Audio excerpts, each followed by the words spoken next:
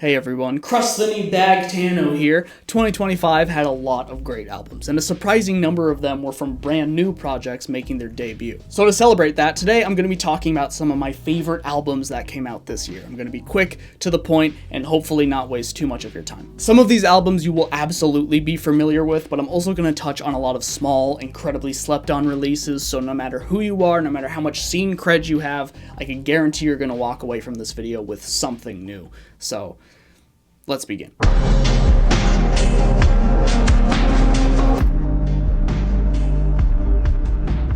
Alright, obligatory annoying disclaimer. I did not conduct a background check. These are just MP3 files that I thought were cool. Nothing more, nothing less. So if any of these bands or any members of these bands end up being horrible people, don't yell at me about it, yell at them. I didn't do it, damn. And alright, now that my ass is covered, I'm gonna rattle them off as quickly as I can, in no particular order. Stolen Gun is a super group of people who are professionals at writing pissed off music, and their debut demo is one of my favorite new releases this year. It has so much personality, there's so many mic grab moments, the samples are tastefully used and doesn't overstay its welcome. The intro track is just fucking amazing. I pray to God that they tour so I could hear it in person. Vincent gets to flex his highs a little bit more on this project, and there's plenty of blast beats. It's a very welcome, occasionally power violence-y direction that I cannot wait for more. And speaking of Vincent, the Acacia Strain's You Are Safe From God Here is insane, and I don't know how this band keeps getting better and better. How have they not hit a ceiling yet? I know that this album isn't exactly a deep cut, but I have to mention it.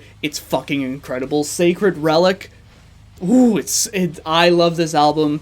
I wish I could marry it. Also this year I got introduced to Merc, a band that I'm pretty sure listening to it will put you on a government watch list. Their music is so genuinely, unapologetically angry at everyone and everything, and underneath a lot of that anger is an almost taunting smugness, and I mean that as a compliment. And occasionally breaking up all of the antagonistic anger, there'll be just like a random instrumental track or two that is like much more grand and almost atmospheric at times. It's really interesting and all around like a really good soundtrack for getting kicked out of a venue. It's also a band that I would put in the category of if you wear one of their shirts through TSA, you will get shot.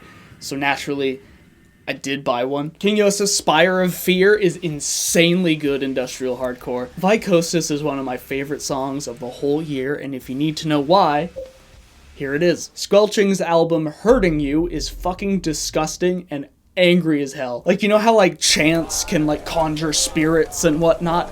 The riffs in this album sound like it will conjure a 200-pound dude with a beard that's about to punch you in the back of your head. Like, even listening to this album alone, you will feel the need to be aware of your surroundings. And I'm not saying that to give this album a cute little tagline. I mean it. It's fucked up. You won't feel safe listening to it. I'm not going to claim that this album is the heaviest EP of 2025, because heaviness can be subjective. Some people favor speed, some people favor tone, etc. But I can pretty confidently say that this is the beefiest album of 2025, and that's pretty cool. And like, not only is it great, but you literally get reminded of the band anytime you watch a horror movie with subtitles on, which is both hilarious and genius simultaneously. This year was home to many MySpace-era revival bands, and despite emulating styles more prominent in 2008, surprisingly, a lot of them feel like a huge breath of fresh air. And the band at the forefront of the discussion surrounding this is Reverent. And for good reason. These EPs are fucking incredible. The production is raw but not sloppy, the riffs are tight but not overpolished, and it feels connected to its hardcore roots, which a lot of big modern deathcore bands frankly just don't even bother with anymore. It's really sweet that a lot of the stuff that attracted me to the genre as a teenager is getting brought back for like a new batch of teenagers. That's fucking awesome. And I gotta be real with you, man, just this footage of everyone excitedly yelling a Breaking Bad sample just makes me smile, man.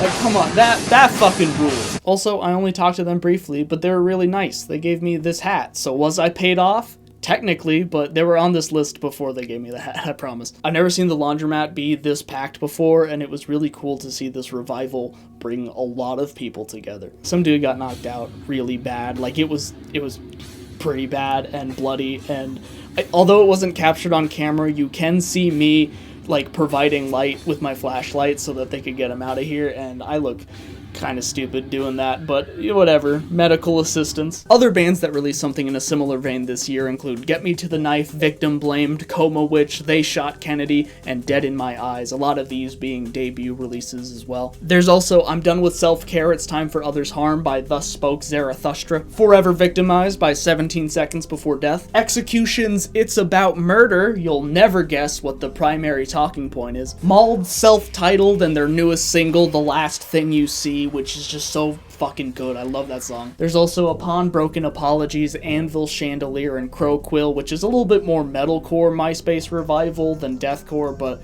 whatever, I'm talking about it anyways. Alright, let's look at the runtime. Oh, that's not good. I still have like a billion other albums to talk about, so we're gonna enter a rapid fire round just to speed things up. Invasive Species by Erosion is very dark D-beat that kind of trades in its high-end hiss with some more refined low-end, which is a mixing strategy that I wish was more common in D-beat, which I know is an unpopular opinion, I'm sorry. On My Last Walk Home by Lonely is an eyesore. It's top-tier scrams, it's very emotional and vicious. Pillowbiter's 6-song debut is power violency hardcore from Brooklyn, and it's massively underrated in my opinion. Human Corpse Abuses From the Cradle to the Ladle, Citrus's Succumb to Scum, Sickness Attracts Sickness by Mephitic Corpse. There's this debut release that's really good, but I'm not even gonna try and pronounce it. Pixel Grip Percepticide, The Death of Reality is so fucking good, dude. Oh my god. Bet you do. Reason to Stay, Moment with God. Are you kidding me? They fucking popped off with this one. Stamina is such a great song, and the lyrics will be stuck in your head, which is kind of a problem because it's really hard to explain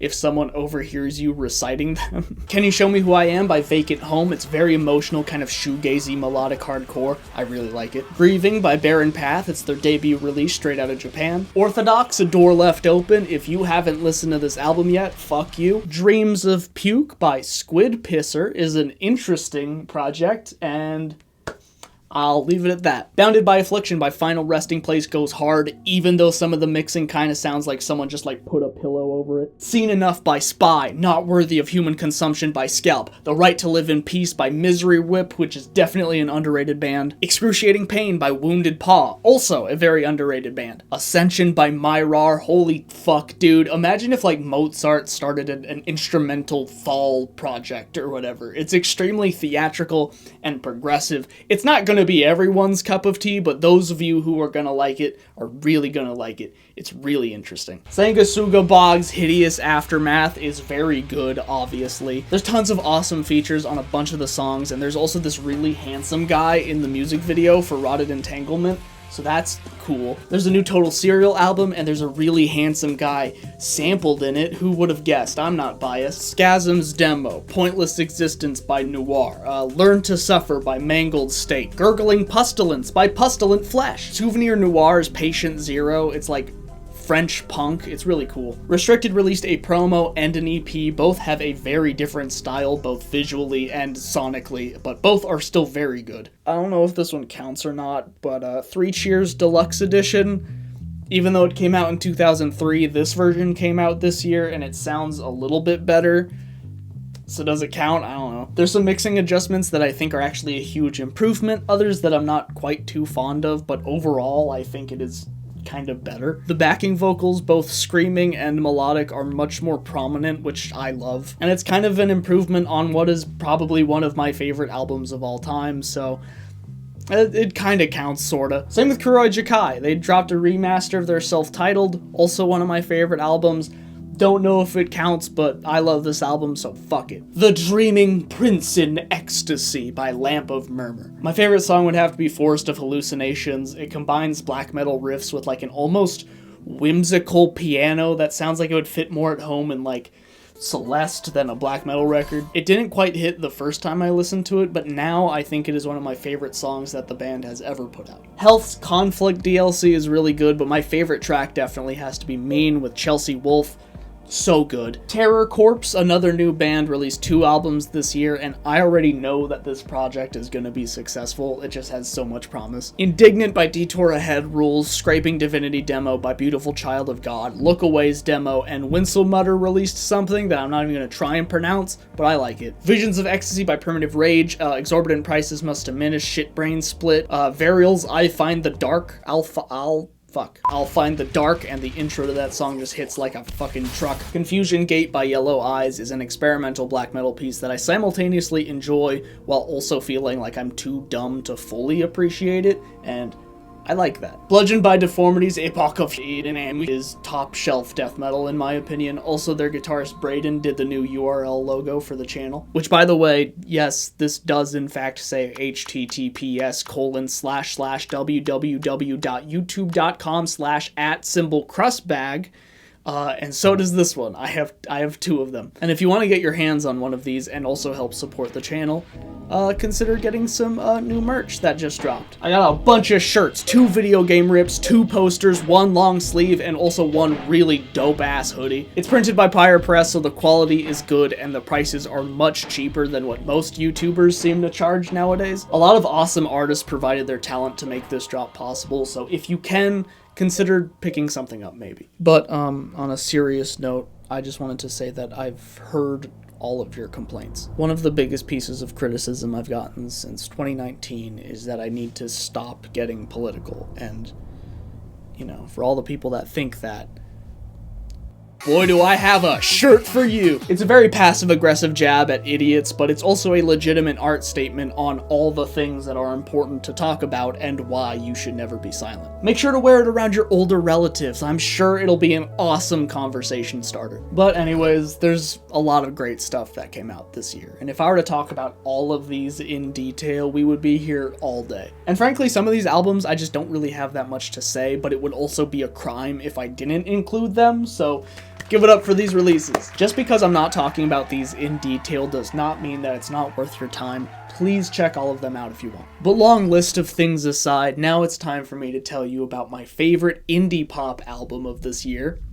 That's Surface Tension by Dev Lemons. You might recognize Dev from her videos. They're funny and odd, but always feel lovingly crafted with legitimate artistic intent that I really enjoy. And thankfully, this album strikes a similar chord with me, only it also manages to inject some real earnest vulnerability and anger into like a genuinely great album. My first time listening to it, I was originally drawn to the more energetic, danceable tracks like Nice Try, Media Train, and Don't Pinch Me. But the more I listened to it, the more I love songs like Stuck Again, Nothing Changes, and Face, which is simultaneously the softest and the heaviest that the whole album gets. The whole album just has such a great creative vision, and once you get kind of settled into it and you don't think that there's anything that could really surprise you anymore, it ends with a fucking keyboard solo, and it's so awesome. It gave me goosebumps the first time listening to it. That's real. Anyways, I really like it. I don't usually like pop music that much, so either my approval means a lot or it means nothing. Either way, though, I really like it. And speaking of pop music, I know that the brand of metalcore that focuses on pop choruses is something a lot of people turn their nose up at, but I love Bless the Fall, and I'll die on the hill that Hollow Bodies is dope as hell. Are they featured in the 5 Gayest Breakdowns video? Yeah, but like, what? Fuck you. What are you gonna do about it? And I'm happy to announce that their 2025 album, Gallows, is quite fun, and I honestly think that Wake the Dead is one of the best songs the band has ever made. But my most listened to songs of the whole year would definitely go to Mercy Girl's debut singles. Mercy Girl is a Scottish darkwave band who, as of right now, only has 5 songs out, and somehow 3 of those songs are some of my favorite in the entire genre. It just makes you want to dance while still being just completely drenched in moody atmosphere, and it's also kind of erotic in a way that I can't quite put into words. It's like it was specifically made to be the soundtrack to making out with strangers at a goth nightclub, and that's kind of one of the best vibes that an album can possibly capture. I can't recommend this EP enough, honestly. You're doing yourself a disservice by not checking it out. And since we're already kind of talking about it, there was plenty of electronic releases that I loved as well. We got new Leotrix, we got new Enfract, we got new X-Blade, which is like a brand new project from Must Die and Descender. Alice Glass dropped Catch and Release, and it's one of my favorite songs of the whole year. Listening to it makes me feel like I'm dancing in an iPod ad from 2007. and it's just immaculate. Water Spirit released her single Echo Layer, and I think it's my favorite song from her, which is really saying something. As the Pendulum Swings by Rez, Eptic's Dark Star EP, Fibonacci Part 1 by Subtronics, Bajubstep 3. If you're sleeping on Bajavelin, by the way, shame on you. That's really embarrassing. Molly did a collab with Shadow Wizard Money Gang, and it is top tier electronic sound design that just feels like a complete assault on all your senses.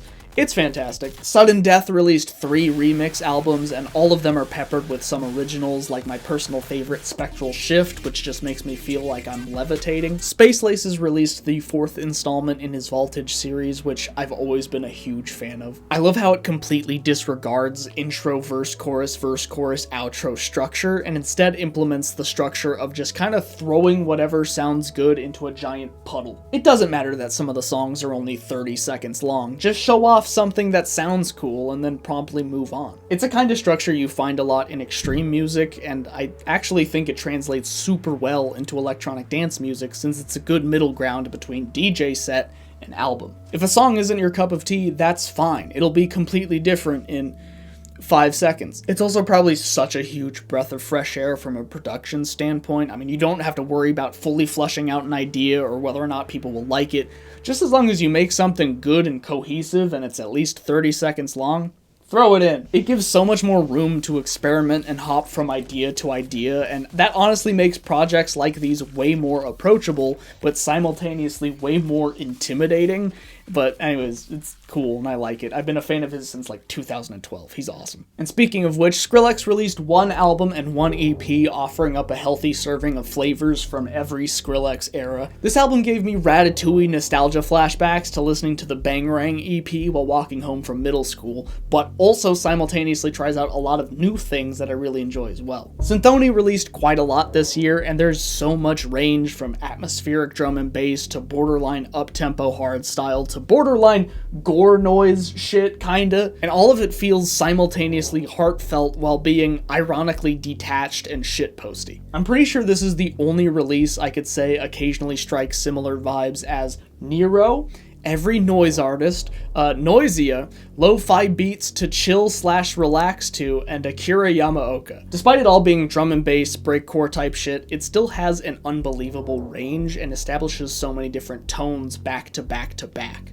It's awesome. And if you like that, make sure to check out Flesh Grinder by Opal Vessel. It's similar in a lot of ways, but also very different in others. I think it makes a nice pairing. And speaking of which, there's also Bound in Flesh and Compliance Structures by Opal Vessel, which is really good dark ambient, same with Lunar Mysteries by Bergtat. Nocturnal Rainforest is a collaborative piece featuring Merzbow, and it's phenomenal. It's a perfect blend of ambient and noise. It's quite cool. But anyways, there's plenty of stuff I got into this year that did not come out in 2025, but I still feel like I should include it regardless. I Have a Loaded Gun and It's Aimed at God's Head by Gun to God's Head.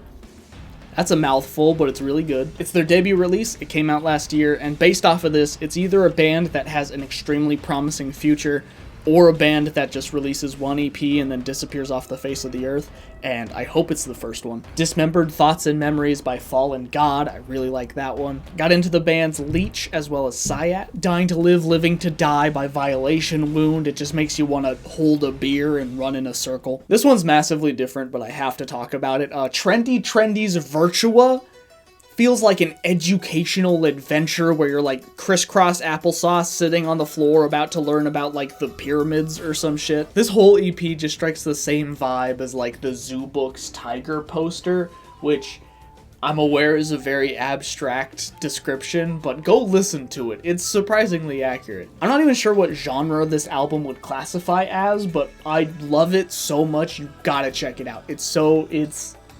It's delightful. The band Falling with Scissors is fucking incredible. Just go listen to Open Your Eyes, I beg of you. In my opinion, this deserves just as much love as Vane's Error Zone, and if you don't get into them now, I can pretty much guarantee in 5 years from now you're gonna be pretending that you've been listening to them for the last 5 years, so just go fucking look this shit up, because goddamn. Berenice's self-titled Makeshift Crematoria so gross sounding, it's awesome. Overcome by pain, by physique, people infected by greed. Skin Beetles is noisecore that feels extremely sharp. It's like the auditory equivalent of stepping on a cartoon sea urchin. Concrete Cowboy by Buggin is some really fun hardcore punk, and if you don't like it, that's stupid of you. And I know I'm late to this, but like Crystal Lake Japanese metalcore, they got some secret sauce going on.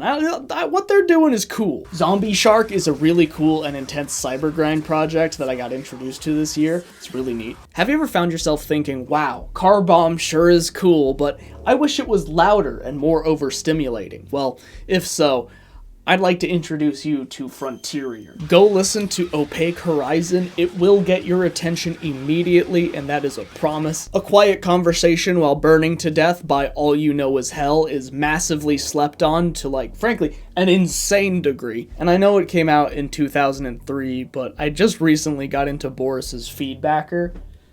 2 thumbs up. But 2025 is so last year, you know? I think we're done with that. Let's talk about the future. We got plenty of singles giving us a sneak peek at 2026 albums like Worms, Necropalace, Converges, Love Is Not Enough, Fossilization's Advent of Vavoons, Stabbing's Eon of Obscurity, MX Lonely's All Monsters. Love their song Big Hips. So good. Fentanyl is going to release Man Bites Dog, and I absolutely loved the Body the Pistol single. New Industrial Forest is coming out in 2026. Here's a preview.